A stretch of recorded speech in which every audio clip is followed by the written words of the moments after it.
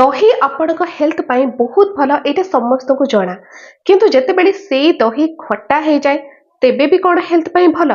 आज वीडियो रे आपण जानिबे जे दही जदि खट्टा हो जाउची तेबे आपण एहाकू खाइबे कि खाइबे नाही आ जदि भी खाउचंदी खट्टा दही को तेबे कौन आपणकर समस्या हे पारे जदि आपणक घरे दही खट्टा हो जाउची तेबे ताको को काम रे लगेबे ई सब विषय रे डिटेल्स रे आपण माने जानि परिबे तो सेथि पई आज वीडियो रे आपण माने शेष जाए देखंतु। फर्स्ट आमे जानिबा जे दही हमको कौन सब बेनिफिट दे थाए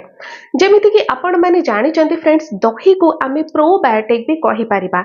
लाइव बैक्टीरिया इथिरे बहुत अधिक अछंती माने पूरा तो जति दही कथा कहबा पूरा लाइव बैक्टीरिया द्वारा गठित दही आउ एहाकू गुड बैक्टीरिया मध्ये कुहा जाए जेतेबेले ए दही आपनको पेट भीतर को जाए ए सबु थेरे जो प्रकार गुड बैक्टीरिया थांती ए सबु जाए कि आपनको पेट भीतर आपनकर डाइजेस्टिव सिस्टम को इंप्रूव करे आपनकर इंटेस्टाइन रो काम को बेटर करे जो थेरे आपनकर हजम शक्ति भी बढ़े आउ इथिरे आपनकर गैस एसिडिटी ए सब समस्या दूर हुए पेट आपनकर ठंडा हुए एहा सहित आपनकर पेट मध्ये सफा हे पारे तो दही आपनको पेटरू अनेक प्रकार समस्या को दूर करे ठीक सेही परि दही आपनकर वेट लॉस करिबारे मध्ये सहायता करे जो माने ओजन को कमेवा पई चाहूचंते तो से माने दही खांतु कारण दही रे सफिशिएंट मात्रा रे आपनको प्रोटीन मिल जिवो आ वेट लॉस करिवा पई सब बेले आपनको प्रोटीन खाइबा निहाती दरकार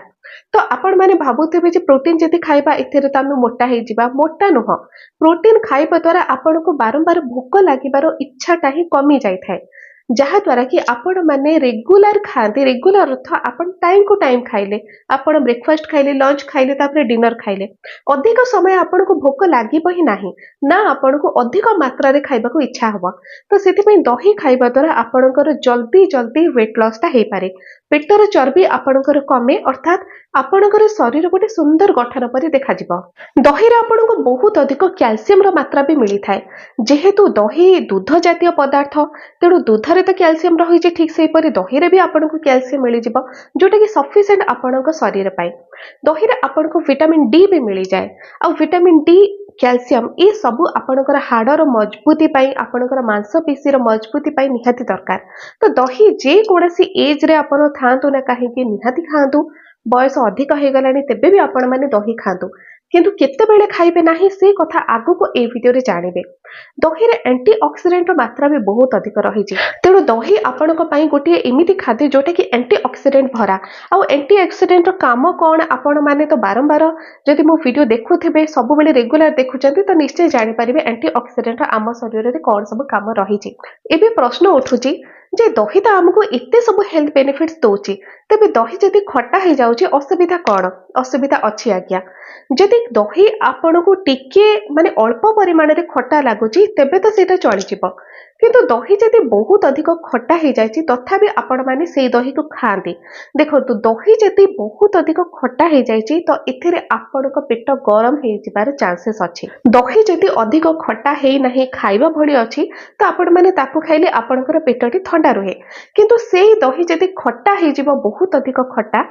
तथापि जदि ताकू आपण माने खाइबे तेबे एथिरे आपणकर पेटटी हे जाय गरम आउ एथिरे आपणकर एसिडिटी रो समस्या मध्ये बढ़ी जाय जे मानकर पेटर समस्या रहुची गैस एसिडिटी रहुची तथापि से माने खट्टा दही को खाइदेले तो एथिरे गैस एसिडिटी रो समस्या बढ़ी जाय एसिडिटी रो समस्या बेसी बढ़ी जाय कारण एसिडिटी रो समस्या सेते बेले ही अधिक बढ़े जदि आपण माने खट्टा जातीय किछि खाद्य को अधिक मात्रा रे खाउचंती तो ठीक सेही पर जदि दहीटी बहुत अधिक खट्टा हे जायची एथिरे आपणकर पेटर समस्या कमे नाही उल्टा बढ़ी जाए एसिडिटी आपणकर बढ़ी जिवो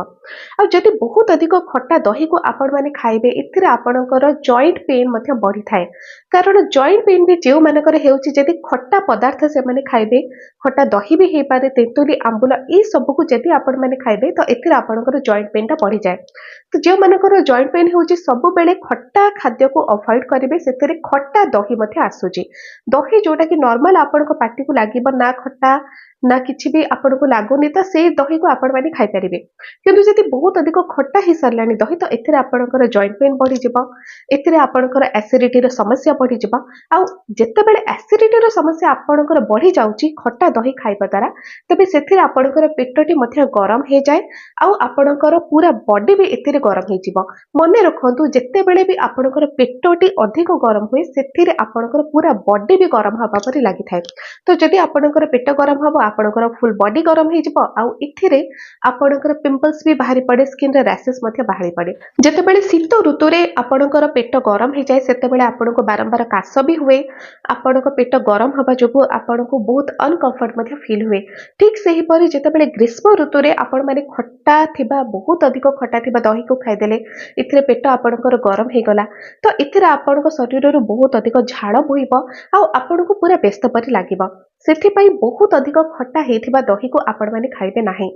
तो पुणी आपण माने भाबुथिबे जे कोन खट्टा हे गला दही बोली ताको फोपाड़ी दबा ना, दही गोटे खाद्य तो ताको फोपाड़ीबा किछि भी दरकार नाही। ताको आपण माने कोन करिवे देखंतु, जदि आपणको घरे थिबा दही बहुत अधिक खट्टा हे सारलाणी तो से दही को आपण निजर स्किन उपरे आउ आपणकर चुट्टी रे अप्लाई करंतु।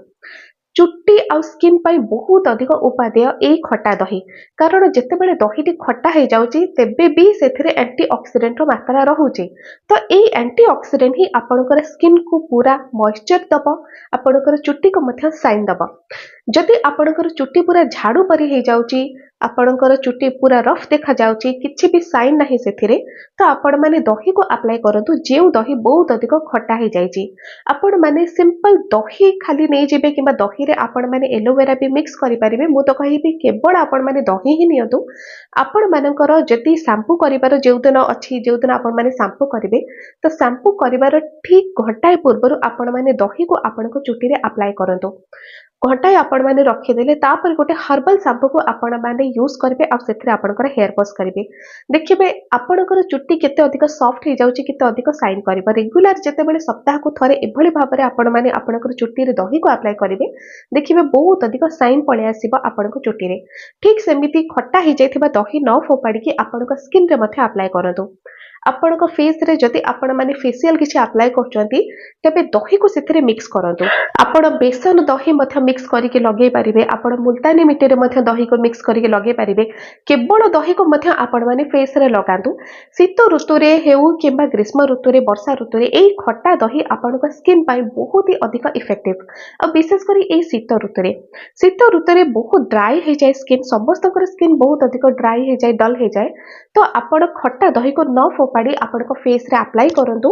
डेली अल्प किछि दही देकी आपणको फेस रे अप्लाई करंतु आ ताको धोई नियंतु। देखिबे गोटे मॉइस्चराइजर परि काम करबो आपणकर सेई खट्टा दही, जोथरे आपण भी देखि खुशी हे जिबे जे भलो हे जी खट्टा दही की न खाई कि न फोपाड़ी कि मो स्किन ऊपर अप्लाई कली। अनेक थर ए प्रश्न मध्य उठे जे शीत ऋतु रे दही खाइबा कि न खाइबा।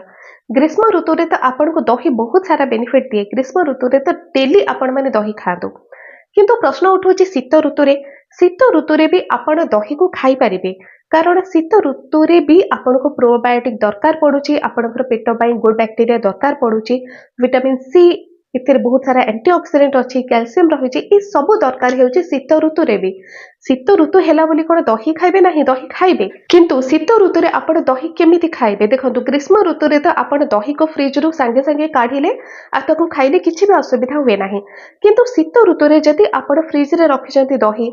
फ्रिज रु काढिले बहुत अधिक ठंडा अच्छी तो से दही को केबे भी आपण माने खाइबेनी। दही को प्रथमे आपण खाइबार किछि समय पूर्व काढ़ी रखी दियंतु, घंटे 2 घंटा पूर्व खाइबार दही को काढ़ी रखी दियंतु फ्रिज रु। देखिबे किछि समय परे रूम टेम्परेचर को पळे आसीबो दही रो टेम्परेचर, तो ता परे ही ताको आपण माने खाइबे, एथिरे कोनोसी प्रकार प्रॉब्लम हबनी। किंतु आउ गोटे कथा आपण को देखिबा को पड़िबो जे शीत ऋतु रे जति भी आपण दही खाउचंती आपण को ठंडा काश न हिथिबा दरकार।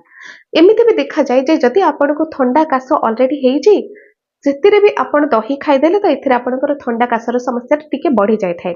तेणु दही शीत ऋतु रे आराम से खाई परिबे, जदि आपणको ठंडा काश हेइनी तो आराम से खाई परिबे। आ दही आपण माने सेते बेले ही खाइबे जदि बहुत अधिक ठंडा नाही, दही रूम टेम्परेचर अछि। तो फ्रेंड्स आज वीडियो रे आपण माने जानिले ଯେ ଖଟା ହେଇଯାଇଥିବା ଦହି ଆପଣମାନେ ଖାଇବେ ନା ଖାଇବେ ନାହିଁ। ଆଉ ଯଦି ଖାଇବେ ନାହିଁ ତେବେ ତାକୁ କ'ଣ କରିବେ, କେଉଁ କାମରେ ଲଗେଇବେ। ସ୍କିନ୍ ବେନିଫିଟ୍ ଆପଣଙ୍କୁ ମିଳିବ, ହେୟାର ବେନିଫିଟ୍ ଆପଣଙ୍କୁ ମିଳିବ, ଆଉ ଶୀତ ଋତୁରେ ବି ମଷ୍ଟ ଆପଣମାନେ ଦହିକୁ ଖାଇପାରିବେ। ତେବେ ଫ୍ରେଣ୍ଡସ୍, ଆଜିର ଭିଡ଼ିଓ ଯଦି ଆପଣମାନଙ୍କୁ ଭଲ ଲାଗିଲା, ଚ୍ୟାନେଲକୁ ସବସ୍କ୍ରାଇବ୍ କରନ୍ତୁ, ଭିଡ଼ିଓକୁ ଲାଇକ୍ କରନ୍ତୁ, ସେୟାର ବି କରନ୍ତୁ ଆପଣଙ୍କ ସାଙ୍ଗମାନଙ୍କ ସହିତ। ଆଜି ପାଇଁ ଏତିକି।